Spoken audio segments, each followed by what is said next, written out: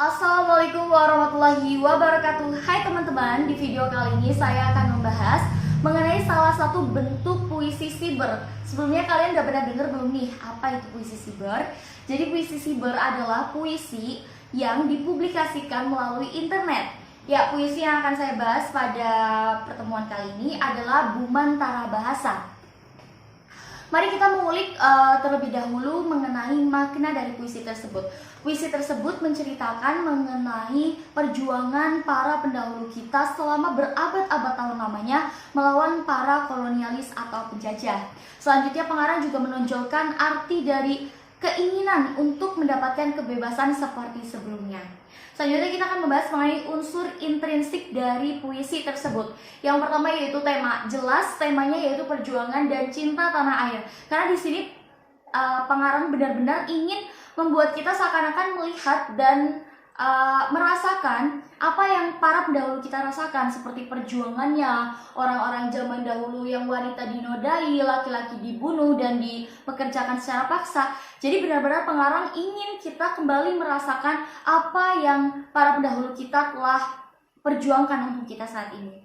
Ya, yang selanjutnya yaitu kita akan membahas mengenai pemilihan kata atau diksi. Jelas di sini pengarang sangat menonjolkan diksi dalam puisi Bumantara Bahasa.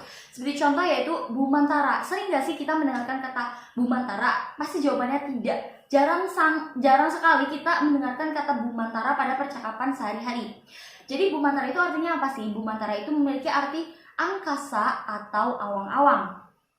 Selanjutnya yaitu pemilihan diksi atau kata mega. Mega di sini memiliki kata awan atau langit. Seringkali kita mendengarkan bahwa orang berkata, lihat tuh langitnya mendung. Jarang sekali kita mendengarkan, lihat tuh meganya gitu. Pasti jarang sekali dengarkan. Selanjutnya yaitu kolonialis. Kolonialis, mengapa sih pengarang tidak memilih langsung katanya dengan penjajah? Karena kolonialis di sini memiliki arti atau memiliki diksi kata yang seakan-akan kayak benar-benar kayak oh ini perjuangan banget nih gitu. Kalau misalnya sekedar penjajah kayak udah sering didengar gitu loh. Jadi kayak kesannya itu nggak memunculkan suatu hal yang baru yang mana merangsang reaksi kita untuk berpikir apa arti dari kata tersebut. Selanjutnya yaitu berparak. Berparak di sini memiliki kata bercerai dan berpisah gitu. Jadi di sini benar-benar ya jika membahas mengenai diksi, pengarang benar-benar menonjolkan kata-kata yang mana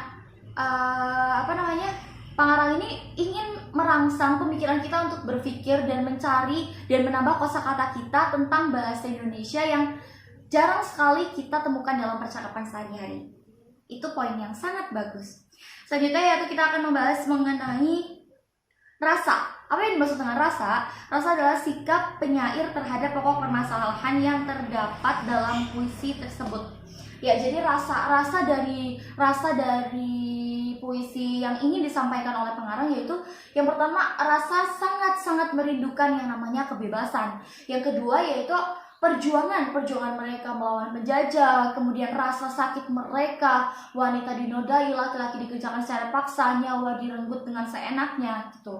Selanjutnya yaitu nada dan suasana dalam puisi tersebut. Nadanya yaitu berwibawa, tegas, terus lugas, dan jelas karena memang puisi tersebut menganut atau di dalamnya terdapat kata-kata yang melambangkan perjuangan.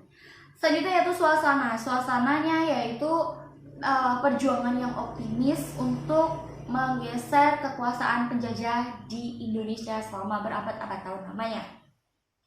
Selanjutnya yaitu majaz. Seperti yang saya jelaskan tadi mengenai diksi, majaz di sini tidak terlalu ditonjolkan, akan tetapi diksi sangat ditonjolkan dan sangat menarik simpatik dari para pembaca. Meskipun tidak menggunakan majaz, akan tetapi puisi tersebut mengundang khalayak untuk berpikir, kata ini artinya apa ya? Kata ini artinya apa ya gitu. Jadi benar-benar walaupun tidak mengandung banyak majaz, namun diksi yang digunakan benar-benar sangat merangsang pemikiran kita. Selanjutnya yaitu pencitraan atau pengimajian. Pencitraan yang sangat menonjol dari puisi tersebut adalah pencitraan penglihatan. Dalam kata-kata Lihatlah Indonesia, bumi hijau memerkahkan sawah, langit biru melayangkan biang lala, jernihnya air membuihkan lautan. Di sini benar-benar kayak walaupun kita tidak melihat secara langsung, tapi kita berimajinasi bahwa kita melihat semua keindahan dan kebebasan itu. Tuh. Selanjutnya yaitu amanat. Amanat dalam puisi tersebut jelas ya, kita tidak boleh merampas ataupun menghambat ataupun membatasi kebebasan orang lain selagi itu tidak merugikan banyak pihak. Jadi kita tidak boleh merampas kebebasan seperti berpendapat, hak untuk hidup, hak untuk bersekolah, hak untuk mendapatkan kehidupan yang layak gitu. Terus amanatnya yang lain juga kita harus berjuang ikhtiar dengan apa yang kita inginkan gitu. Sebagai contoh, para pendahulu kita ingin anak cucunya merdeka. Dalam puisi tersebut dijelaskan, maka mereka berusaha keras, berusaha mati-matian agar mereka saja yang merasakan ini semua. Jangan sampai anak keturunanku merasakan hal yang sama. Betapa pedihnya dijajah selama berabad-abad tahun lamanya, seperti itu. Selanjutnya yaitu kita akan membahas mengenai unsur ekstrinsik dari puisi tersebut.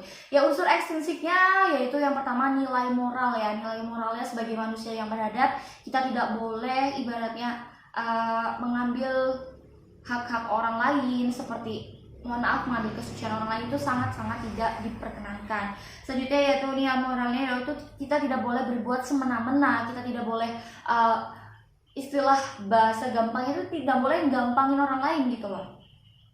Terus selanjutnya yaitu nilai sosial, yaitu kita tidak boleh menghambat ataupun membatasi kebebasan orang lain. Kita juga harus menghargai orang lain, kita harus menghormati orang lain. Selain itu juga nilai sosialnya yaitu kita harus bersatu bersama-sama, membentuk satu kesatuan yang utuh untuk mencapai tujuan kita bersama gitu. Ya, saya akan memberikan tanggapan secara keseluruhan tentang puisi berjudul Lubu Mantara Bahasa. Yang pertama yaitu dari segi puisinya, karena puisi ini puisi siber, jadi gampang sekali untuk dibuka dan ditemukan. Akan tapi ada beberapa kekurangannya, yaitu contohnya ada pihak-pihak yang tidak bertanggung jawab, yang mana mengkopas puisi tersebut atau mengambil sebagian dari bait puisinya untuk dijadikan sebagai karya baru. Itu merupakan salah satu pelanggaran ya kalau misalnya kita melakukan hal tersebut.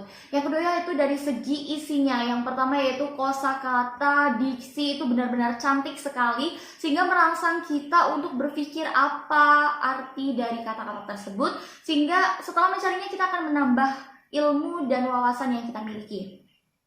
Selanjutnya yaitu dengan puisi tersebut juga kita memiliki mendapatkan banyak sekali manfaat. Seperti contoh, kita semakin mencintai tanah air kita karena kita melihat benar-benar ya ternyata perjuangan para pendahulu kita itu bukan main-main dalam memerdekakan bangsa ini. Secara ya berabad-abad tahun lamanya dijajah, dirampas kehormatannya, dirampas harta bendanya, tetapi mereka tetap berjuang dan tidak pernah merasa baiklah aku stuck di sini saja, aku tidak apa-apa dijajah gitu. Akan tetapi bangsa Indonesia benar-benar melakukan banyak sekali perlawanan terhadap para kolonialis. Selanjutnya yaitu dengan adanya puisi tersebut, saya juga lebih menyadarkan saya untuk bela negara gitu. Secara saya sebagai seorang pelajar sekarang, maka yang saya lakukan adalah belajar dengan giat sehingga saya nantinya bisa melanjutkan estafet kepemimpinan bangsa ini dengan baik dan benar. Seperti itu. Ya, selain itu puisi ini juga memberikan nasihat kepada kita dalam melakukan hubungan sosial dengan orang lain, bahwa kita memang sangat-sangat membutuhkan orang lain, sangat-sangat membutuhkan kerjasama untuk mencapai suatu tujuan yang baik secara bersama-sama gitu. Ya, itulah review dari saya. Terima kasih. Mohon maaf apabila banyak kesalahan dalam bertutur kata. Wassalamualaikum warahmatullahi wabarakatuh.